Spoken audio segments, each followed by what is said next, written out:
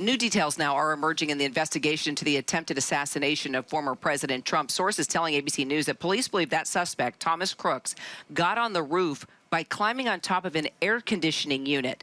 A motive, though, still remains unknown. The Inspector General for the Department of Homeland Security has opened an investigation as well, and that is into the Secret Service's handling of what happened there at the rally. Let's bring in our Justice and Homeland Security reporter, Jack Dade, for more. Jack, let's talk about just this new investigation now that's been opened up by DHS. What's the role going to be here, and what exactly is the department looking into?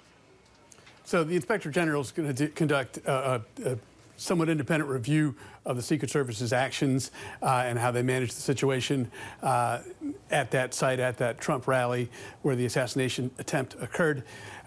But, you know, that investigation is going to take a backseat to the FBI's criminal investigation and to the counterterrorism investigation that they're conducting right now. That's going to take precedence. And just because the Inspector General is investigating, it doesn't mean it's going to happen quickly. Inspector Generals, are, especially this one at the Department of Homeland Security, has a lot of reports that are still pending. We're still waiting for answers from the Inspector General about the Secret Service's actions on January 6th in 2001. So sometimes these reports take years, and Congress is not going to wait, and the administration is not going to wait for answers. They need to answer questions about what went wrong now, because a campaign is ongoing, and if there's a problem with protection, those questions need to be answered immediately.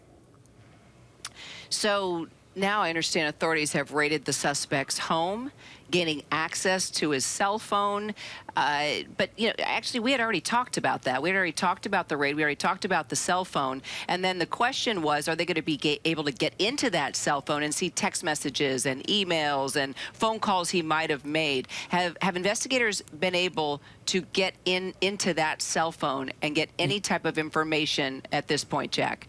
Yes, Kira. So we're hearing that investigators have been able to penetrate that phone, get into it, and start to go through its contents. But thus far, nothing's really emerging that points to an obvious motive. The information is described as basically routine types of information that a 20-year-old male might have. But the types of communications aren't jumping out as pointing to a motive, pointing to a lot of planning and consideration of this action. However, other material they're exploiting, they found devices at both his vehicle that was parked at the rally site and in his home. They found suspicious devices that looked to be rigged to be explosives. And they're still examining to see whether or not those devices could have functioned as explosive devices, but they were rigged with remote detonators. He was carrying a remote control in his pocket that would have paired with those devices remotely, but